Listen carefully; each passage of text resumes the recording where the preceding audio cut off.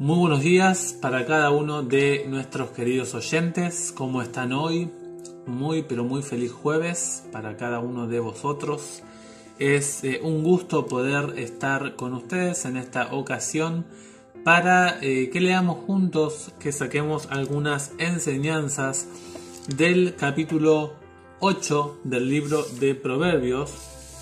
Estamos continuando la lectura de este maravilloso libro y hoy nos toca este preciado capítulo. Pero antes de sacar algunas enseñanzas, antes de compartirles cómo está estructurado este capítulo, vamos a orar y vamos a pedirle la guía, la compañía al Señor. Querido Padre que estás en el cielo, gracias te damos porque cada día nos regalas la vida, la salud. Gracias porque podemos levantarnos un día más. Y solo te agradecemos porque gracias a ti, oh Dios, podemos comenzar este nuevo día con energías. Y queremos, por favor, oh Dios, rogarte por nuestros amigos, nuestros oyentes. Si alguno o alguna está enfermita, enfermito, que como cada día oramos, puedas estar con cada uno de ellos, de ellas, y poder consolarle, poder serle de ayuda si están nuestras posibilidades. Pedimos esto de manera especial, rogando la presencia del Espíritu Santo de lo alto, y te pedimos, Señor Jesús, que seamos enriquecidos por medio de la Biblia. Oramos en el nombre de Jesús. Amén. Amén. Muy bien, el capítulo número 8. Antes de acercarnos a este capítulo, quiero contarles algunos detalles de este capítulo que creo que es importante y necesario tener en cuenta. En este capítulo se hace una personificación a la sabiduría. Cambia radicalmente el tema que veníamos viendo, vuelve a hablar un poquito de la mujer adúltera en el capítulo de mañana, el capítulo 9, pero no habla en su máximo esplendor. En este capítulo de hoy se habla en representación de ella, es decir, hay alguien que toma el lugar de la sabiduría, de la persona de la sabiduría, y toma en primer lugar, en primera persona suya, y nos explica acerca de este atributo divino. De paso les comparto el título porque lo dijimos, atributo divino. Titulamos el video de hoy, atributo divino edificante. ¿Sí? Este es el título, lo van a tener allí en el video para que también lo puedan recordar. El hombre que nos presenta a la persona, la sabiduría, solo considero yo fue superado en sabiduría por nuestro Señor Jesucristo, que fue el sabio Salomón. La única persona que superó el nivel de sabiduría que tenía el rey Salomón fue Jesús. Y Él es el que nos va a hablar en este capítulo específicamente.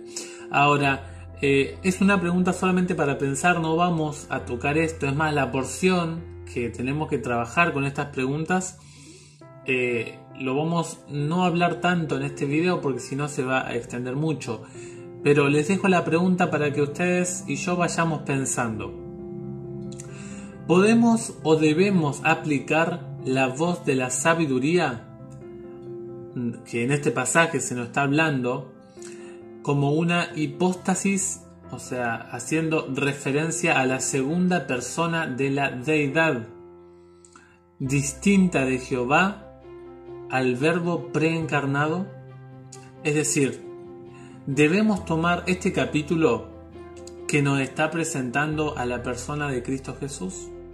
Cuando yo le contaba hoy a mi esposa que había visto muchos videos, muchos comentaristas, teólogos, instructores bíblicos, y todos los que vi, todos, excepto un comentario, los demás, todos decían que la persona específicamente que se está hablando acá en el capítulo 8 es la persona de Jesús.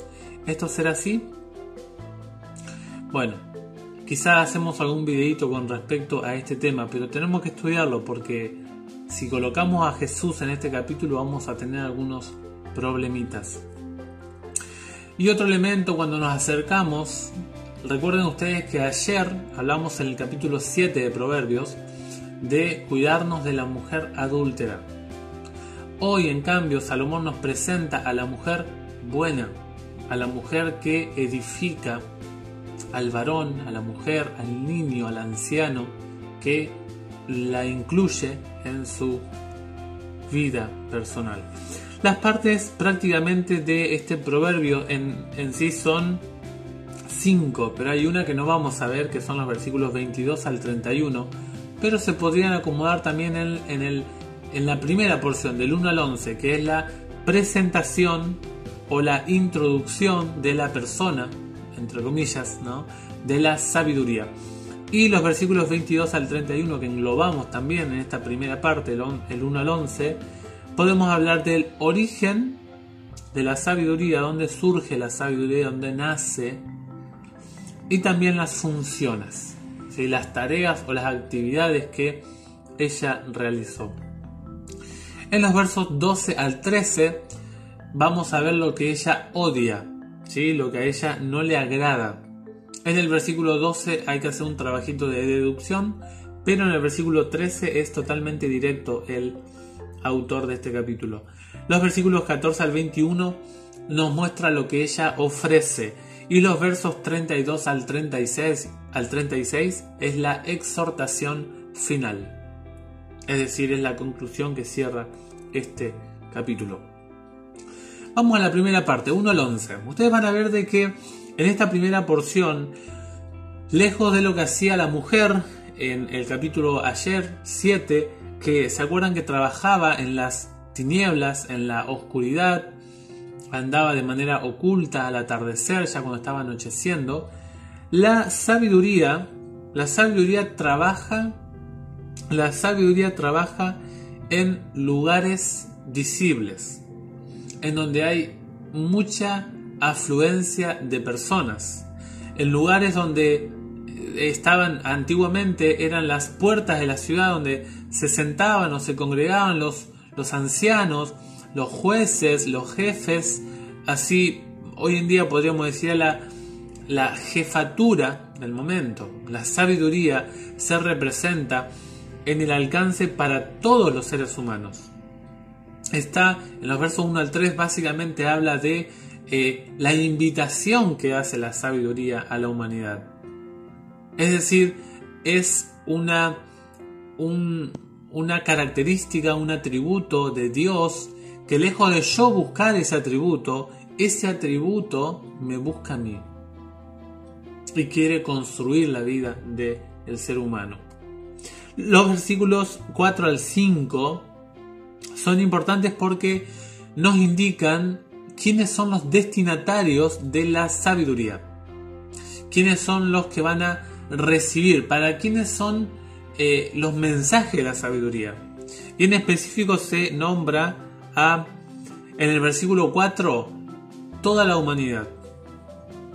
Y esto es independiente al nivel académico, intelectual, de preparación universitaria o de capacitación pedagógica que uno tenga. Puede ser inclusive alguien intelectualmente poderoso pero pobre, muy vacío en cuanto a la sabiduría. La sabiduría solo y exclusivamente se consigue entrando en contacto con Dios. El versículo 5 habla de los incautos, aquellos que actúan de manera no precavida, de manera descuidada, sin cautela. Para ello es la sabiduría. Si ustedes y yo hemos cometido errores, la sabiduría es para nosotros. También dice el versículo 5 para los necios, alguien que se equivoca, alguien que persiste aún así, que se equivoca en sus errores. Los versículos 6 al 9 nos presenta la sabiduría. ¿De qué le gusta charlar a la sabiduría? ¿Cuáles son sus temas de conversación? ¿En qué se especializa? ¿Se está haciendo como un currículum, está abriendo su hoja de vida, ¿no? Para que nosotros la conozcamos. Noten ustedes, en el versículo 6 habla de que ella se especializa en la rectitud. El versículo 7 en la verdad. El versículo 7 dice que abomina el pecado, la maldad. En el versículo 8 habla de que todo lo que ella declara viene orientado en la justicia. El versículo 9 habla de que tiene un público selecto. Si uno no es correspondiente con la sabiduría no es correspondiente conmigo. Eso es interesante de la sabiduría. El grupo selecto que tiene la sabiduría es el sabio de entendimiento, el que comprende la importancia de la sabiduría, el que la aprecia, y los rectos para los que han hallado ese conocimiento que le entrega la sabiduría. La segunda parte ustedes van a ver que son los versículos 12 y 13. En los versículos específicamente que estamos nombrando, en el primero dice que la sabiduría habita, permanece, tiene comunión, reside con el prudente, alguien que es discreto, alguien que es equilibrado, cuerdo, aquel que sabe en el momento justo discernir el bien y el mal. Alguien prudente es alguien que identifica, que puede y se maneja de manera que discierne, que puede diferenciar lo bueno de lo malo, y no solamente la diferencia, no solamente sabe distinguir el bien y el mal, porque las personas sabemos cuando estamos haciendo cosas malas. Y gracias al Señor todavía tenemos las leyes humanas que nos indican lo que está bien y lo que está mal. No solamente conoce el bien y el mal, sino que actúa en consecuencia del mismo. El versículo 13, específicamente, un dato más del versículo 12, es que también está la reflexión de por medio, ¿sí? Eso de repensar, de replantearse las cosas, de rumiar, podemos decir, entre comillas, poder pensar nuevamente cómo actuar ante tal o cual situación. El versículo 13 específicamente nos dice que aborrece al malo, al soberbio, a los pies andariegos por el camino del mal y al que habla perversiones, labios inicuos. ¿Qué nos da la sabiduría? Versículos 14 al 21. ¿Qué nos entrega? ¿Qué nos regala la sabiduría? El consejo, versículo 14. Esa orientación, esa palabra dada justo a tiempo, en el momento indicado, adecuado, y también un consejo de calidad, un consejo que hace bien, no solamente en el momento justo, adecuado, certero, sino que además es buena para mi vida. Tal consejo es bueno. Los versículos 15 y 16 invita a que los gobernantes, los príncipes, ojalá la gente de la alta alcurnia, aquellos que tienen grandes posibilidades de conducir a las grandes masas, ojalá que escuchen el consejo divino. Ella dice, tengo consejo, tengo palabras también para ellos. El versículo 17 dice que cada día debemos encontrar la sabiduría.